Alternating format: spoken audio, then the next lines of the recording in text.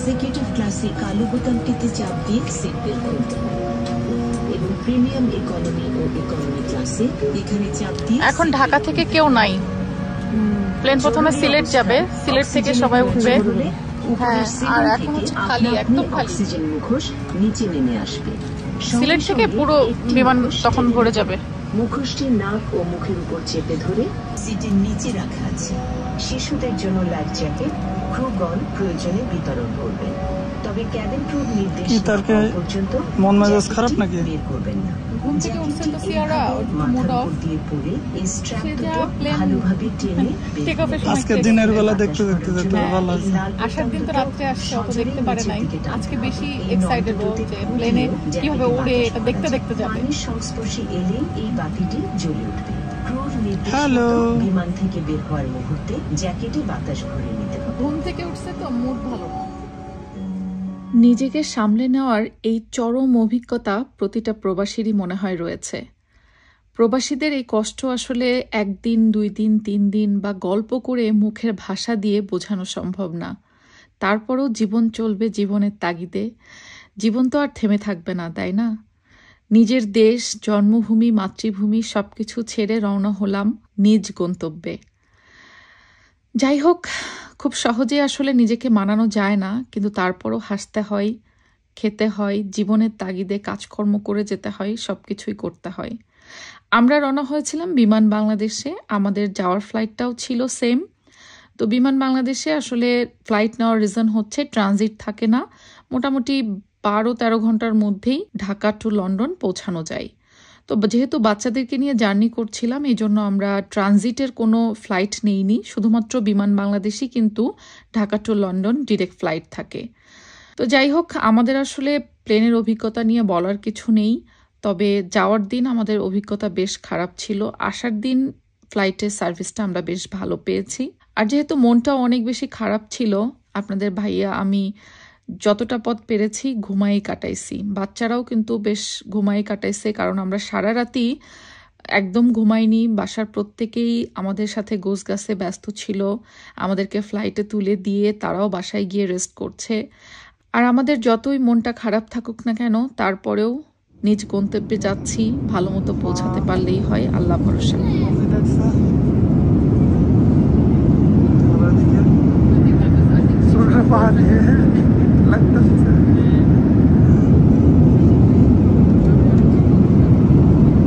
আর বড়টা, ওরে বাবা, বড়টা তো সেই স্টাইল।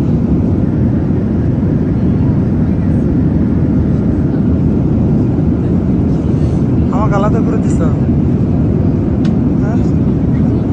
আমি আলাদা, ওই আমি আলাদা।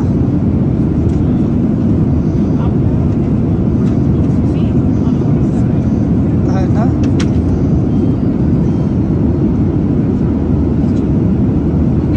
হ্যালো হ্যালো, সে বলছে হ্যালো। হ্যালো।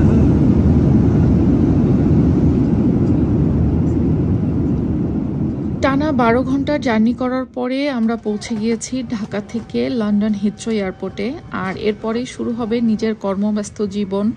ওদিকে আমার জবেরও ছুটি শেষ, আর নিজের যে ছোট্ট একটা বিজনেস আছে সেই বিজনেসটাও ঈদের কারণে, ভাইয়ের বিয়ের কারণে বেশ কিছু দিন একটু ঢিলেঢালা ছিল। আপনারা সবাই হয়তো জানেন, বাংলাদেশে আমার ছোট্ট একটা অনলাইন বিজনেস রয়েছে, যেই পেজের নাম হচ্ছে লন্ডন ডিলস। এই লন্ডন ডিলস ফেসবুক পেজ থেকে কিন্তু আপনারা পুরো বাংলাদেশে হোম ডেলিভারি নিতে পারবেন ইউকের সব অথেন্টিক কসমেটিক্স প্রোডাক্টগুলো, যেই প্রোডাক্টগুলো আমি নিজে হাতে লন্ডন থেকে বাংলাদেশে পাঠিয়ে থাকি। আর আমি কিন্তু কোনো প্রি অর্ডার নেই না, এই প্রোডাক্টগুলো কিছু স্টকে আমার আগে থেকেই বাংলাদেশে পাঠানো থাকে, সেগুলো আপনারা আমার পেজ ভিজিট করলেই দেখতে পারবেন। এবং লন্ডন ডিলস পেজ থেকে আপনারা পেজে ইনবক্স করেই কিন্তু অর্ডার করতে পারবেন। আমরা কুরিয়ার সার্ভিসের মাধ্যমে পুরো বাংলাদেশে হোম ডেলিভারি দিয়ে থাকি। স্টকে থাকা প্রোডাক্ট মোটামুটি 2 থেকে 4 দিনের মধ্যেই।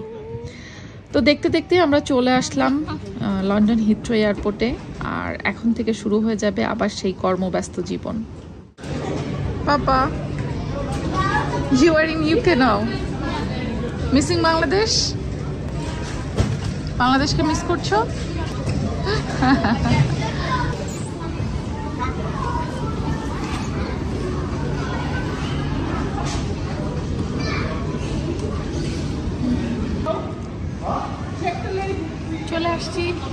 নিজের বাসায়, নিজের বাড়িতে, নিজের মাতৃভূমি, নিজের দেশ সবকিছু ছেড়ে স্বল্প সময়ের স্মৃতি, বাট অনেক অনেক অনেক আনন্দের, অনেক ভালো লাগার, অনেক কিছু মুহূর্ত স্মৃতি নিয়ে ফিরছি। ইনশাল্লাহ এগুলো আগামী দিনগুলোর খোরাক যোগাবে। আর খুব শীঘ্রই যেতে পারবো কিনা জানি না, আল্লাহ জানে আবার কবে যাব। আল্লাহ বাঁচায় রাখলে ইনশাল্লাহ মাতৃভূমিতে নিজের দেশে আবার ফিরবো। চলো, ততক্ষণ পর্যন্ত বাসার সবার কথা অনেক বেশি মনে পড়ছে, আর স্মৃতিগুলো অনেক বেশি মনে পড়ছে। চলো, আমি কিছু বলবো না, চলো যাই। আমরা লন্ডন হিথ্রো এয়ারপোর্টে পৌঁছায় ব্যাগেজগুলো নিতেই কিন্তু আমাদেরকে রিসিভ করার জন্য চলে আসছে পলাশ ভাইয়া অনেক কষ্ট করে আসছে। যেদিন বাংলাদেশে যাই সেদিনও পলাশ ভাইয়া আমাদেরকে দিয়ে গিয়েছিল, আজকেও আসছে। থ্যাংক ইউ পলাশ ভাইয়া এবং নাহার আপু, তোমাদেরকে আসলে ধন্যবাদ দিয়ে আমি শেষ করতে পারবো না।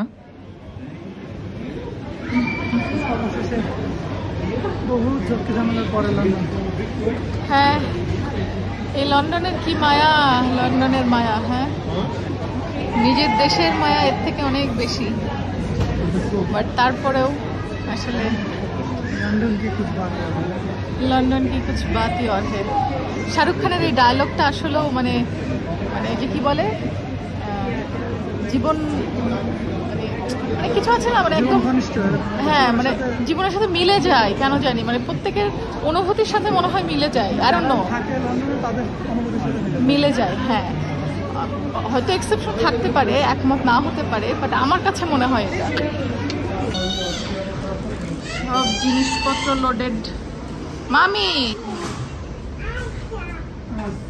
আচ্ছা কোথায় যাচ্ছ? হোম যাচ্ছ? বাসায়? এই যে রেইনবো নাও, রেইনবো দেখি, সাইড দাও, রেইনবো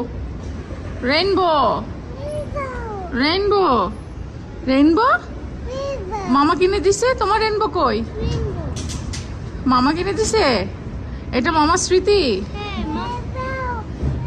নিজের মাতৃভূমি, জন্মভূমির আবহাওয়া, পরিবেশ সবকিছু অন্যরকম একটা গন্ধ, অন্যরকম একটা ঘ্রাণ। লন্ডনে নামার পর থেকেই ওই ঘ্রাণটা যেন খুব বেশি মিস করছি আমি। এখানকার বাতাসে অন্যরকম একটা জিনিস থাকে, মানে মাটির যে ঘ্রাণ বলে না, সেটা এখানে পাওয়া যায় না। বাট তারপরেও এখানেই এখন থাকতে হবে। আল্লাহ যেখানে যার রুটি রুজি লিখে রেখেছে সেখানেই তাকে থাকতে হবে। হ্যাঁ, চেরি আমরা এবার মিস করলাম। আমরা আস্তে আস্তে চেরি প্রায় শেষ। চেরি ব্লসম, খাসির মাংস খেয়ে আসছি বাংলাদেশে না, চেরি ব্লসমের থেকে ওইটা বেশি স্বাদের। হ্যাঁ, এই যে cherry blossom, home sweet home. হ্যাঁ, নিজের বাড়িতে চলে আসছি, নিজের বাড়ি।